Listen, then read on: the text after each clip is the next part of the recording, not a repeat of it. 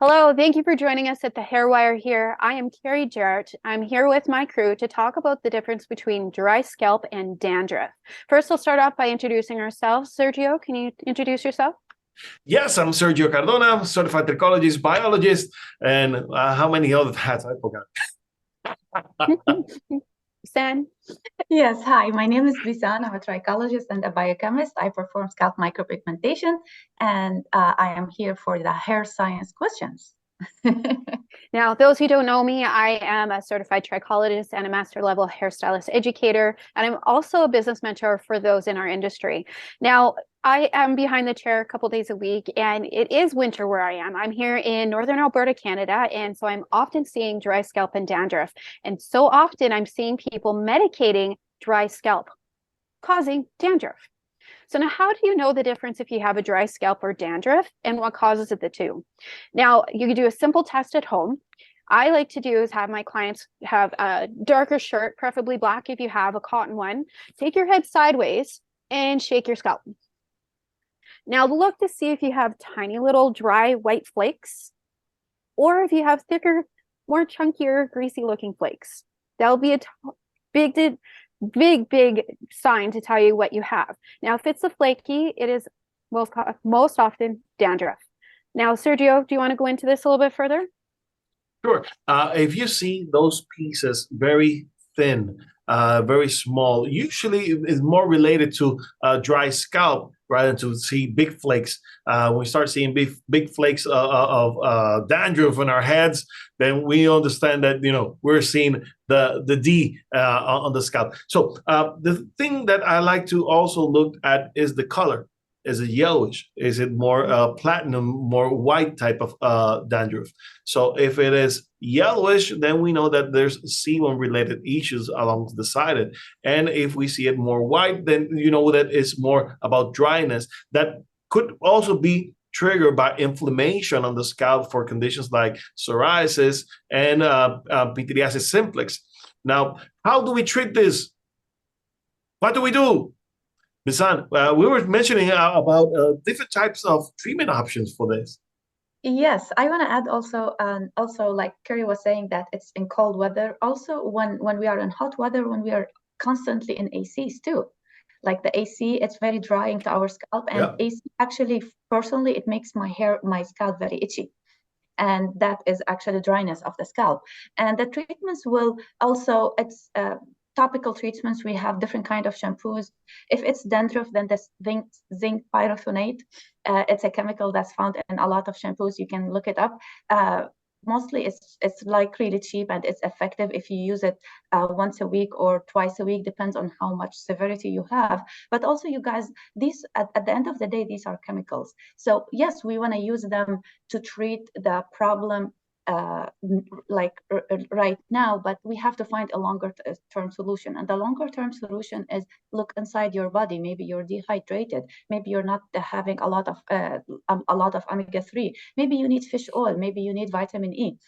Think about what is causing you. I understand the weather will be the trigger, the main trigger, but understand your body and see what your diet is lacking of, like olive oils, what's called salmon. All these healthy fats will hydrate not only your skin, also your scalp, and it's important because drier skin for a longer period of time, like you will think it's not a very complicated issue, but at one point it's going to cause you hair loss. Yeah. And this is when you're going to regret not actually looking at the root cause of what's causing it. Treating this type of conditions can be very challenging sometimes because you mentioned there's using shampoos that are directed for specifically dandruff. Now, the problem is that many of these types of shampoos, they will dry the scalp even more. So it is very important, guys, that if you're using this type of shampoos, dandruff shampoo, to combine it with a conditioner so you can moisturize the scalp and balance that pH that usually goes off. Yeah, and you hear common people using medicated shampoos to help with their dry scalp or dandruff. A lot of times they'll keep using it, but the thing is there's too much of one thing, and yes, that can cause hair loss. because you're causing a lot of other issues happening there. So only use it for as long as you need it and try and figure out the root cause of it. Now, if you have a dry scalp, you don't need to be using these medicated stuff. It could be weather. So with me myself, if I have a dry scalp, you have to remember the skin on the scalp is also skin, just like your face. So you have to moisturize that. So for myself, when we come up, we have winter and I always prepare my scalp. I know when it's in Alberta, it's coming up to -35. It's going to be cold. It's going to be dry. I'm upping my moisturizers. I'm using masks on the ends of my hair.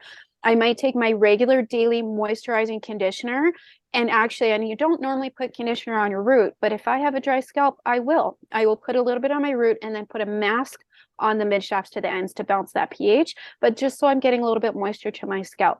I'll check how much hydration I'm doing. I monitor my urine. If my urine is not pale, it's more yellowish, I know to drink more water. That plays a big factor too.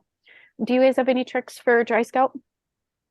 Yes, I like to use leave-in conditioners onto the scalp whenever we have dry scalp. And sometimes the oils, there's certain oils that we can use into the process to help us remove those scaliness into the scalp. Particularly when we have babies with cradle cap, many people like to use olive oil, others like to use coconut oil, and they can help, remove that scaliness of the scalp.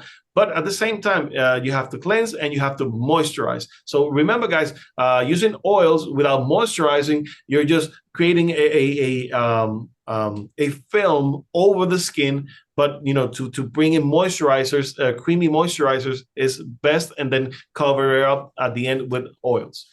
Yeah, and and make like sure you're. sorry, Yeah, sorry, Carrie. Aloe vera is a really nice one. Aloe vera, I love it. It's a plant, Yeah. it's you just prepare it at home. You put it, it soothes the scalp, so you stop itching, because the more you itch, also the more damage you're doing. Yeah, aloe vera, when I use it, I'll put it on the tips of my fingers and I'll rub my fingers together and I'll give myself a nice scalp massage, moisturizing that aloe vera in. So I'm not making my hair greasy, but I'm moisturizing. Now, one thing too, there are going to be oils specific for the ends of your hair. So you're not using your hair serums or hair oils on your scalp, because oftentimes those have, they're meant for the ends of your hair, not for the scalp. So myself, I do have scalp oils and I do have hair oils. So make sure you're cautious on what you're using. So there you guys go. We just wanted to come in and educate people on the difference between dandruff and dry scalp. I hope you learned something today. Make sure you guys subscribe to the Hair Wire, because we're always sharing hair tips and advice about different types of alopecia, styling, growth, you name it. So just come here, make sure you check out #GetHairSmart and subscribe.